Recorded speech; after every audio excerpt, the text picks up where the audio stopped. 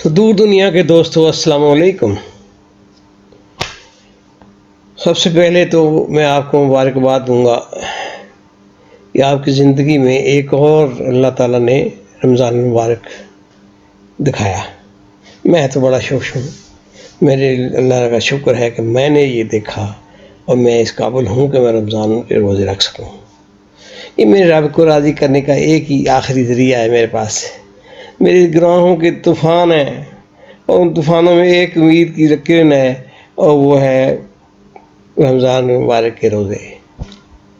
تو اللہ سے دعا ہے کہ وہ ہم سب کے روزے میں رکھنے کی توفیق بھی دے اور پھر ان کو قبول کر لے، اور ہمارے ان بہانے سے ہمارے اس دنیا کے مسائل سے بھی جان چھڑا دے اور اگلی دنیا کے مسائل سے بھی جان چھڑا دے۔ تو میری یہاں چلتے ہیں اگلے کچھ حادثات کی طرف۔ تو سب سے وہ جو خوفناک حادثہ پاکستان میں ہوا، جس میں میں نے بھی پہلے بھی رو چکا ہوں، وہ ہے ڈبیکل آف ڈھاکہ۔ تو یہ ایک بہت بڑا غداری کا ایک نشان ہے جو میر جعفر اور جو ان کے میر صادق کے ساتھ چل جاتا ہے۔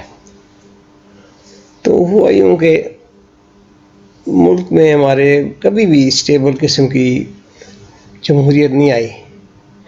جب بھی آتے ہیں اپنا یہ پولیٹیشین، تو یہ ان کو گرومنگ ہے، ایسی جگہ سے پیدا ہوتے ہیں، ایسا طریقہ کار ہے ان کے پیدائش کا، ان کے اسمبلی میں آنے کا، کہ سارا بیسڈ ہے کرپشن پہ بیسڈ ہے۔ یہ خوب پیسے خرچ کرتے ہیں، لوٹاتے ہیں اپنی سیٹ حاصل کرنے کے لیے، کروڑوں روپیہ ایک سیٹ کے لیے، کروڑوں سے بھی اوپر کام چلا گیا اب تو وہ جب آتے ہیں تو 2 سال تو ان کو لگتا ہے شاید کہ 3 سال، 4 سال، 7 سال، تو اس کے لیے وہ آتے ہیں۔ تو وہ دیکھتے رہتے ہیں کہ کہاں ہم نے اس پاکستان کو لوٹنا ہے، اور وہیں سے رشی ہو جاتے ہیں، اور سب سے پہلے اپنے پیسے پورے کرتے ہیں، پھر جناب اپنے وہ اگلے پچھلے پیسے پورے کرتے ہیں، پھر اگلے الیکشنوں کے لیے کرتے ہیں، اور پھر دوستوں کو، لوگوں کو، اپنے رشتہ داروں کو ایسے نوازتے ہیں کہ سمجھتے ہیں کہ بس یہ ہماری پارٹی کو مضبوط کرنے کا ایک طریقہ ہے کہ پاکستان کو لوٹو اور لوگوں کو پیسے دو۔ یہ ایک انفارچونیٹ مقام ہے ہماری سیاست کا، جو کہ پوری دنیا میں ایسا نہیں ہے، ہمارے یہاں ہے۔ شاید وہ بھی اپنے کسی وقت میں اس جگہ سے گزرے ہوں گے جس میں ہم گزر رہے ہیں۔ تو اللہ سے دعا ہے کہ اس ہسٹری سے، ہسٹوریکل بیڈ ایونٹ سے، بیڈ پیچ سے اللہ ہمیں جلدی سے جلدی نکالے اور ہمارے پاس سنسیئر اور اچھے لوگ آگے آئیں۔ تو میری جان، جیسا کہ میں بتا رہا تھا کہ یہ ایک سازش ہوگی ہمارے ملک کے خلاف، اور ہمارے ملک جو کہ ایک بہت بڑا ملک تھا، اور جس کسی بھی ملک میں ٹکر لینے کی اس میں صلاحیت تھی اور بن رہی تھی، تو اس کو انہوں نے توڑ کے 2 ٹوٹے کر دیا۔ اس میں یہودی بھی شامل تھے، اس میں امریکنز بھی شامل تھے، اس میں رشین بھی شامل تھے، اس میں انڈین بھی شامل تھے، پتہ نہیں اور کون شامل تھا جو کہ ہمیں نظر نہیں آتا، لیکن بہت دنیا اس میں شامل تھی۔ کہ یہ مسلمانوں کا یہ ملک جو لوگوں کی نظروں میں کھٹکتا تھا، ٹھک ٹھک ٹھک ٹھک مارتا تھا، اس کی وہ اللہ نے ان کو موقع دے دیا اور وہ توڑ کے گھر چلے گئے۔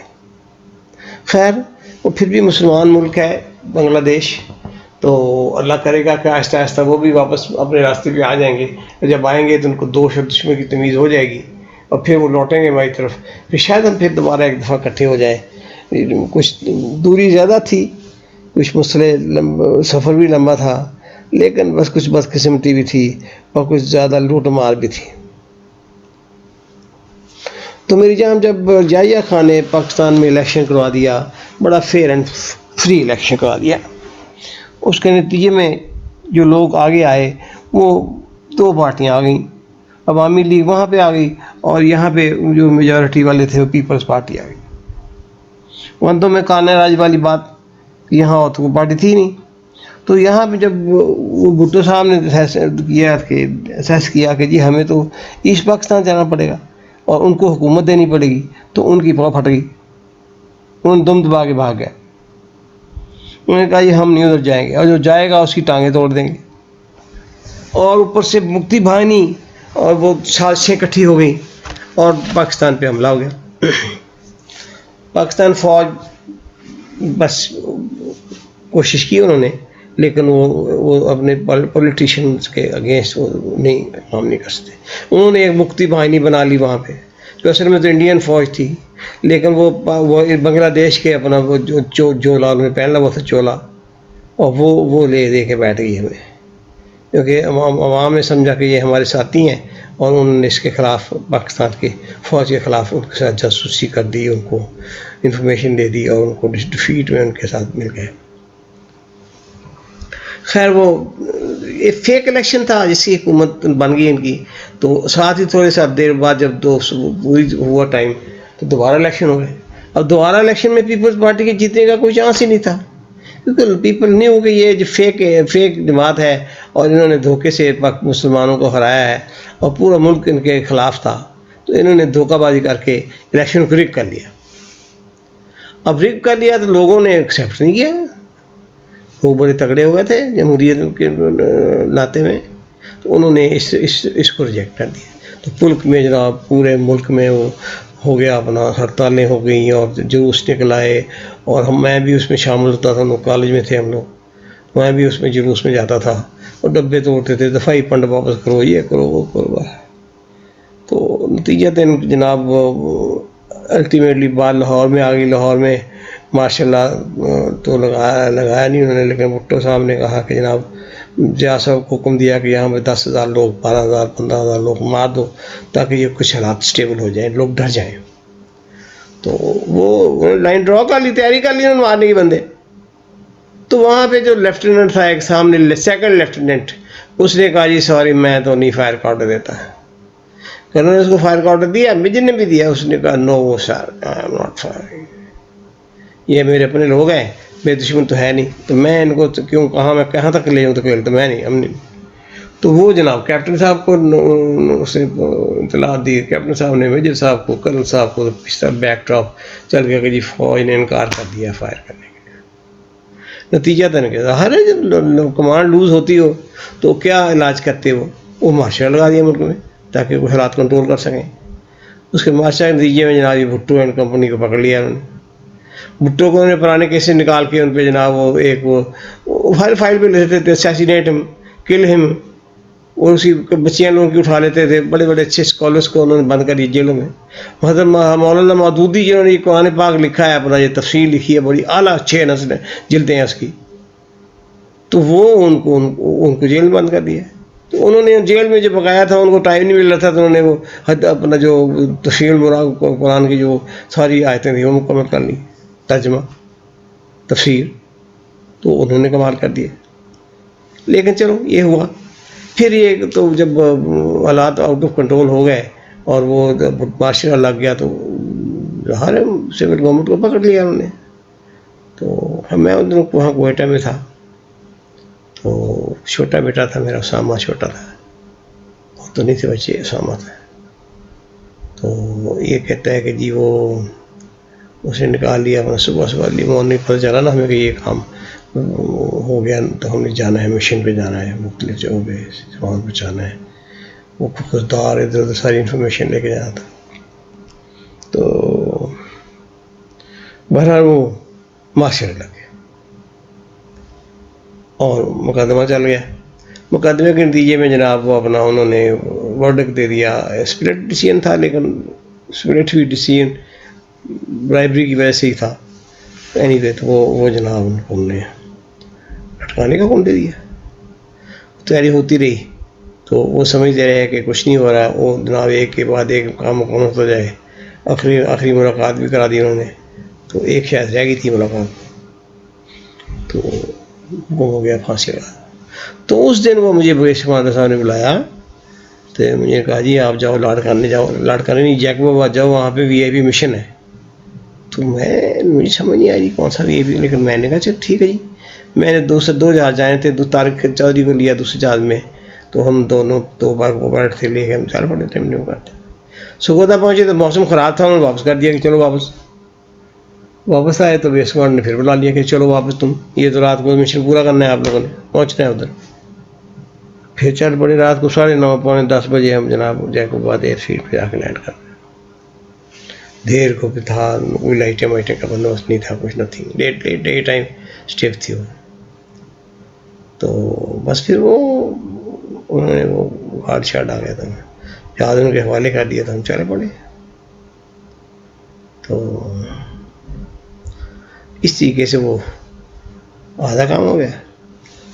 اب اگلے دن صبح انہوں نے کہا جی کہ آپ چلیں اپنے ایئرپورٹ پہنچے, یہ بھی پہنچنے والے ہیں. ہم صبح چلے گئے 7:30 بجے, تو وہاں کوئی نام نشان کوئی نہیں. پتہ چلا کہ جی 9:30 بجے کہ جی آپ واپس چلے جائیں اور یہ مشن کل ہوگا. ٹھیک ہے کل ہوگا. ہم نے وہ لگایا اپنا فوٹو لگائے اور تصویر بنانے والے کیمرے لگائے, بڑے اعلیٰ نسل کے کیمرے تھے ان بھائی کے پاس. بہرحال وہ بھی ریجیکٹ کر دیے گئے اور وہ انہوں نے فلم نہیں بنا سکے. تو چل پڑے. بھٹو صاحب کو انہوں نے پھانسی کا 4 تاریخ کو پھانسی لگانی تھی. سر خیر ہم نے وہ وہاں پہ رات گزاری.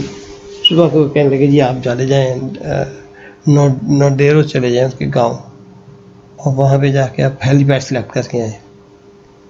تو جو نے پہلے سلیکٹ کیا ہوا تھا تو وہاں پہ گئے تو وہ وہاں پہ پلاؤ کر رہے تھے اپنے, یعنی کہ ہل چلا رہے تھے ہیلی پیڈ کے اوپر. تو یہ پتہ چل گیا کہ ریزینٹمنٹ ہے کہ ان کو پتہ چل گیا ہے کہ بھٹو صاحب کو لانے کے لیے, ان کی ڈیڈ باڈی لانے کے لیے بنا رہے جگہ. تو دے ڈنٹ وانٹ اٹ. خیر میں نے چلتی میں نے کہا چلو واپس جی واپس لے آئے ہم لوگ.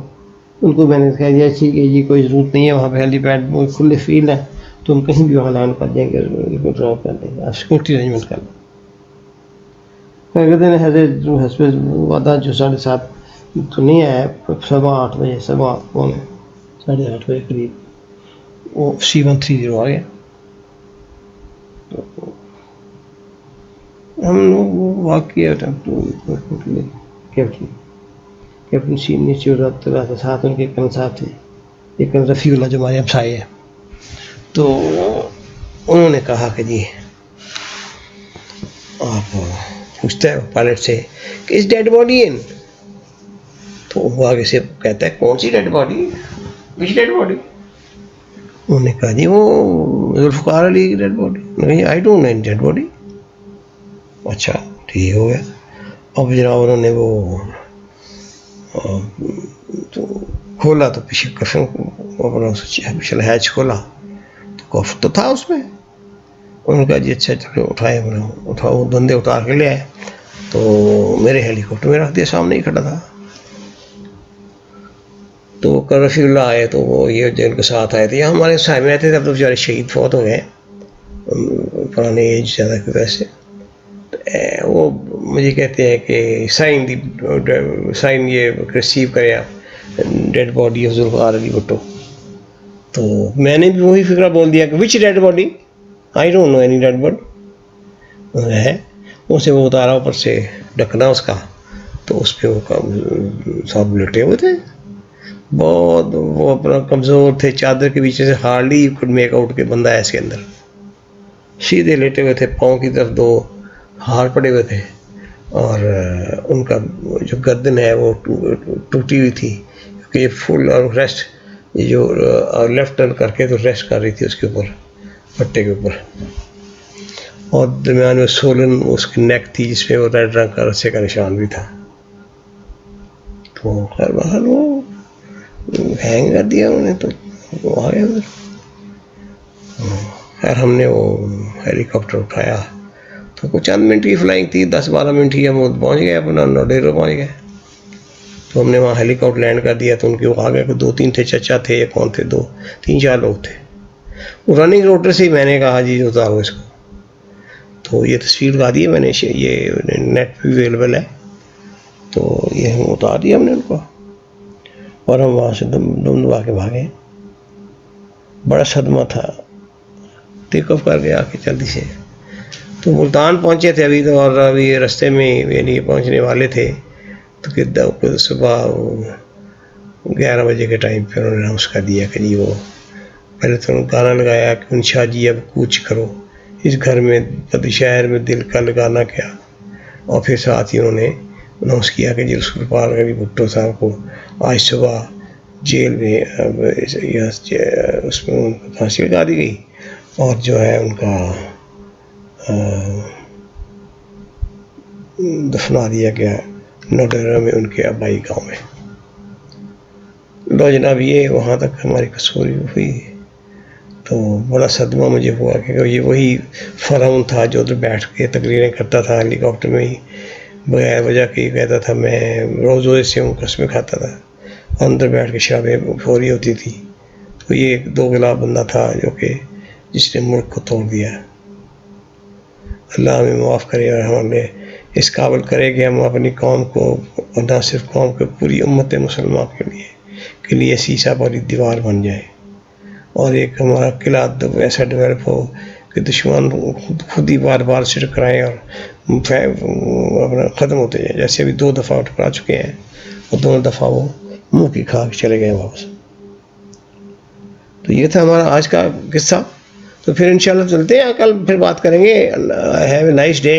روزے رکھیے گا ضرور، اور دعا میں یاد رکھیے گا مجھے غریب کا بھی دعا کیجیے گا، اور سبسکرائب ضرور کریں جنہوں نے نہیں کیا، لائک بھی کریں، اور بیل کا آئیکن بھی دبائیں تاکہ آپ کو یہ فوری طور پہ جب جو ہی ہم اپلوڈ کرتے ہیں تو آپ پاس آ جائے گا، ورنہ آپ کو ڈھونڈنا پڑے گا. چلیں، اللہ حافظ، جیتے رہیں، خوش رہیں.